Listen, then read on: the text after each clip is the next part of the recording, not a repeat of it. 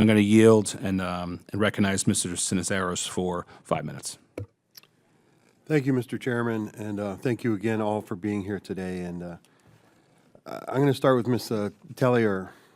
As I said in my opening remarks, we should welcome reforms that simplify the government's procurement process. But there are concerns that this administration is making changes that will drive small businesses out of the industrial base.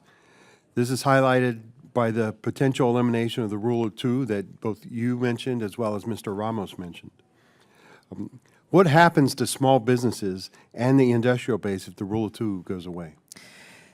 So we have to have some degree of confidence as small business owners or leaders or business developers that we have a shot at winning.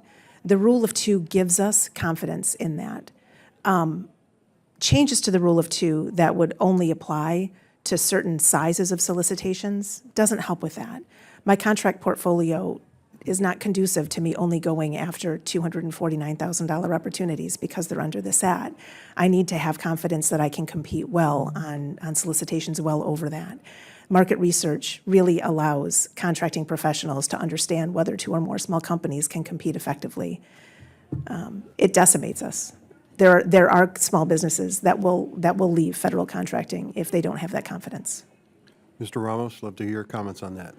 I do think that if we remove the Rule of Two, that'll be damaging to the defense industrial base. I think that's pretty critical to understand. If you remove that rule and you do not codify it, you have this scenario where not only will they leave, but you will just create massive entrenchment of the existing larger small businesses, but also to a certain degree, it's a land grab by the larger companies that are in the market.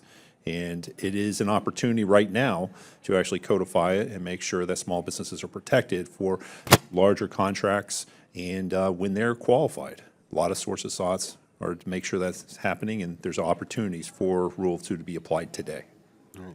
Mr. Chairman, I request unanimous consent to insert for the record these letters and statements of support for the Rule of Two. Without objection. Thank you very much. Ms. Tellier, some claim that small business only competitions or SBA programs like 8A or the Women-Owned Small Business Program are not based on merit and award contracts to businesses that otherwise could not compete on price or quality.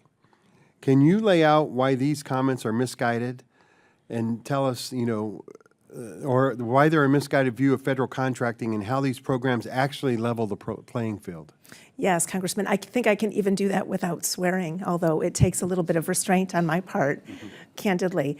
I've never won a contract because I'm a WASB. I've won the opportunity to compete on a contract because I'm a WASB, but every contract I've won, it's because I have strong CPARs, I can do the work well, and I've proven that with my write-up and my pricing. My small business owner peers are the same way. And candidly, Mike's made some comments so far about how this affects the defense industrial base. When we look at whether or not government benefits from small businesses fleeing or from the socioeconomic set-asides not being deployed, if we don't bid, the agility leaves, the innovation leaves. I have a contract with an SWC Corona, and the crate that I'm producing for munitions has a 1/8 inch tolerance. I guarantee you none of my large competitors would bother with that, but I care deeply about it. You lose the passion in that too. Mr. Ramos, your testimony, you mentioned that Raymond is an 8A program graduate. Yes, sir. What are some of the positive outcomes for your firm resulting from your participation in the 8A program? We actually entered the federal marketplace, and specifically Department of Defense, because we are an 8A firm and we were able to get certified. That is how we entered into federal contracting. We saw an opportunity where we knew we could perform the work, but we needed a way, as Sue was saying, to have an avenue where we could be competitive with entrenched players. The way procurements are done today, it is all about past performance. It's not what I can do, it's what I've done for that specific agency. 8A has been incredibly helpful, as well as service-disabled veteran-owned small business, in order to allow us that opportunity to have a shot at competing. Highly qualified firm, but you've got to have someone open the door for you, so to speak.